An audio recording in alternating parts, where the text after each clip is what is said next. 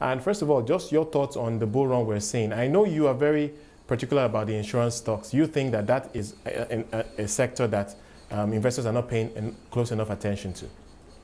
Yes, quite interesting, really, that sector. I think it's been overlooked, but that's also because insurance companies haven't really been very innovative within the market. If you look at Nigeria's population, you look at all the assets and infrastructure so far, you look at the GDP, you'll start to realize that there's a huge potential for insurance. But today, practically all insurance stocks are listed at par value, and there's not much activity happening there. I think this is a sector where it's just waiting for something to happen, someone to come in with the right approach to the market, with very skillful management, snap up a few companies and start to make an impact. So what you're saying is it's more with respect to strategic investments and not so much a focus on portfolio investment, because many will argue that there are only about 2 or 3 insurance stocks there that are worth looking at. Well, you're probably right there. Essentially, because we've got the older insurance companies, as we tend to refer to them, who have pretty much established clientele, have been around for a while, and we've got the newer insurance companies who are much more adept at picking out market opportunities. Quite right, for a strategic investor, that's the one to go for. The ability to be flexible, the ability to take a new approach to an old way of doing things. I don't see why, if insurance is doing what it's doing in other parts of the world, the opportunities in Nigeria cannot be tapped into as well. Okay, good point. But let's shift focus now onto the oil and gas space, and I think there's quite a lot of activity going on there. We've been talking about the banks and the results that we're anticipating from the banks, and of course those that we've seen so far. But what I'm also hearing is that there's quite a lot of deal flow around the oil and gas space that is very positive for the banking sector. Yeah, well, right now you've got some of the IOCs, international oil companies, selling off some of their assets here in Nigeria. It's a fantastic opportunity for local companies that want to play in exploration and production to take a stake in those oil mining licenses. And we've seen quite a few of them looking around to step up capacity to acquire these assets.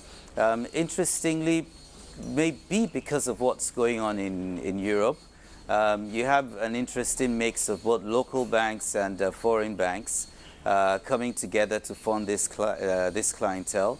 It's a very interesting opportunity. It brings about interesting structures in terms of financing.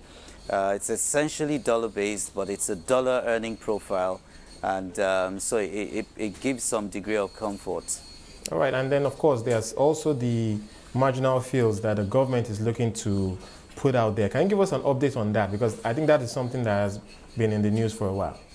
Sorry, you did say the power sales, right? No, the marginal oil fields. Oh, the marginal oil fields. Oh, yes, that's pending. The government is preparing for that, and typically what you'll find happening is those fields which are perhaps uneconomical for the much larger oil companies to produce are going to become available.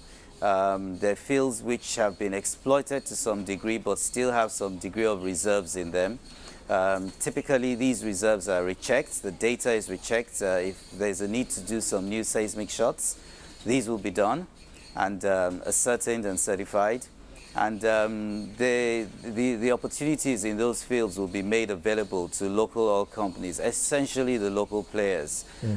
Interestingly now, we find that there are quite some interesting oil companies all over the world, and they may not be the big ones, but there may also be some foreign ones coming in to partner with local players. An interesting thing I have found in that industry is that you do find some local players collaborating. You seldom find this kind of collaboration in other sectors, in other industries. It's always so competitive. But I guess where you require so much technical capacity and the strength and ability to be able to raise funding based on experience and know-how of the personalities that are involved or behind those companies, It just makes sense to come together, pool the skills, pool the talent together, pool the resources together, and raise the funding required. All right, of course, there's also the sale of the power companies, and I think you alluded to that earlier. The power companies are on sale, and by October, hopefully this time, we should see those companies being finally sold. But can you tell us, give us a sense of the state of play with regards to deal flow in that regard? Sorry, Wole, can you take that again? Yes, I was referring to the sale of the power companies, and can you just give us an update on the state of play? We know that they should be sold by October. Yeah, practically all the bids should have been submitted to the BP by now. I expect that the assessments of the initial bids are going on. But my take on that is pretty much interesting. There's a drive to fund the acquisition of some of those assets, those power assets, with a lot of debt. There is a need to have some equity play in there, and most of those who are bidding for these assets do not have that kind of equity capacity. It's an open opportunity for private equity, for funds which may want to take a play in the power sector in Nigeria. It goes without saying, we all looked at the telecoms play when it happened. We didn't expect it to perhaps provide as much returns as it did. But I think it's the same thing that's going to happen with power in Nigeria. Indeed, that's what I've been hearing, and we all look forward to that. Right. Adegboyega, thank you so much. Unfortunately, we have to cut it there, but thanks so much for joining us today. Adegboyega Adebajo from Diamond Bank, giving us his perspective on the power sector.